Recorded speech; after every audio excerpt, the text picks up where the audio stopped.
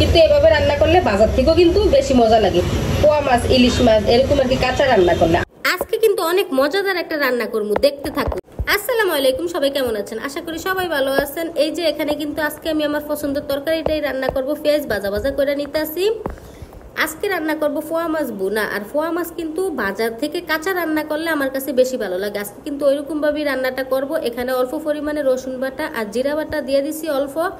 মশলা কিন্তু না দিলেও চলে, কারণ নদীর পোয়া মাছ, তারপরে হচ্ছে যে ইলিশ মাছ, এগুলাতে কিন্তু মশলা না দিলেও চলে। আমি কিছু সময় দেই, আবার অনেক সময় কিন্তু দেই না। যেমন আজকে অল্প পরিমাণে দিলাম। পেঁয়াজটা আমার ভাজা ভাজা হয়ে গেছে। এখন অল্প পরিমাণে কিন্তু পানি দিয়ে দিতেছি। পানি দিয়া তারপরে হচ্ছে যে লবণ, হলুদের গুঁড়া এগুলো এখন দিব। এই যে পরিমাণ মতো আমি লবণ দিয়ে দিছি। আর বুনা জিনিসে কিন্তু লবণ প্রথমে অল্প দেওয়ার চেষ্টা করবেন, লাস্টে চেক করে লাগলে আবার দিবেন, কারণ বুনাতে কিন্তু লবণ কম লাগে।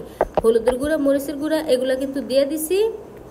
মরিচের গুঁড়াটা কিন্তু একটু বেশিই দিছি, কারণ জাল খেতে আমার কাছে ভালো লাগে, সেজন্য একটু জালটা বাড়িয়ে দিছি। আর সাথে কিন্তু একটু ধনিয়ার গুঁড়োও দিছি। ধনিয়ার গুঁড়োটা অল্প পরিমাণে দিছি, কারণ ধনিয়ার গুঁড়োর গন্ধটা বেশি কিন্তু আমার কাছে ভালো লাগে না, সেজন্য আমি রান্না করলে দেই, অল্প দেই এরকম আর কি।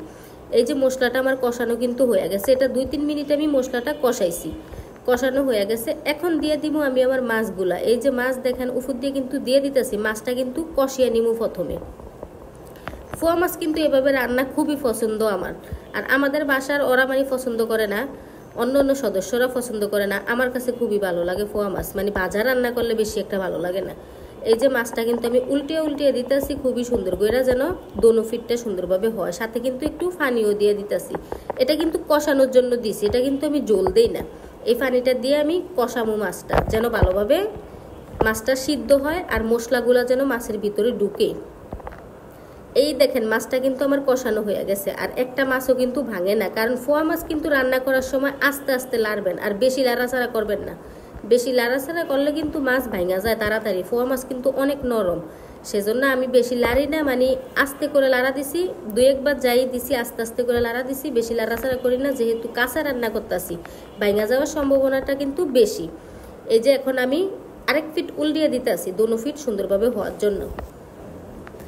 এই মাছটা কিন্তু আমি কষাইছি 10 মিনিটের মতো। এখন আমি পরিমাণ মতো জল দিয়ে দিব, কারণ আমি হালকা পানি দিয়ে মাছটা কষাইছি, জল কিন্তু দেই না। এখন দিয়ে দিব জল। এই যে দিয়ে দিলাম পরিমাণ মতো জল। মাছটা কিন্তু এভাবে রান্না করলে খুবই মজাদার হয়। আশা করি আপনারা রান্না করলেও খুবই মজারই হবে। যারা আর কি ভাজা পছন্দ করেন তারা এভাবে রান্না করবেন না, যারা কাঁচা খেতে পছন্দ করেন তারা এভাবে রান্না করবেন।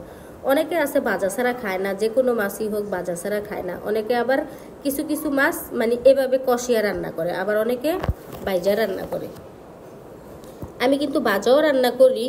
পোয়া মাছ ভুনাটা কিন্তু আমার হয়ে গেছে। দেখেন একটা মাছও কিন্তু ভাঙে না, সবগুলো মাছ কিন্তু খুব সুন্দরভাবে আছে। আর এভাবে ভুনা করলে রান্নাটা কিন্তু খুবই মজার হয়। কিন্তু অনেকে আছে যে ভাজা ছাড়া মাছ খায় না, পছন্দ করে না, কিন্তু এভাবে রান্না করলে বাজার থেকেও কিন্তু বেশি মজা লাগে।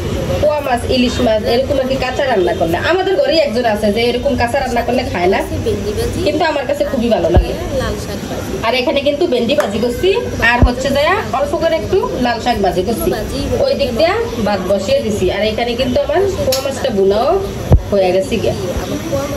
রান্নাটা কিন্তু আমার পছন্দের, এভাবে রান্না করাটা আমার পছন্দের। পোয়া মাছ এবং ইলিশ মাছ, অন্যান্য মাছ কিন্তু বাইরেই রান্না করি, শুধু তেল কাঁচা রান্না করি। এই পোয়া মাছ আর ইলিশ মাছ তাও মাঝে মধ্যে, সবসময় রান্না করি না।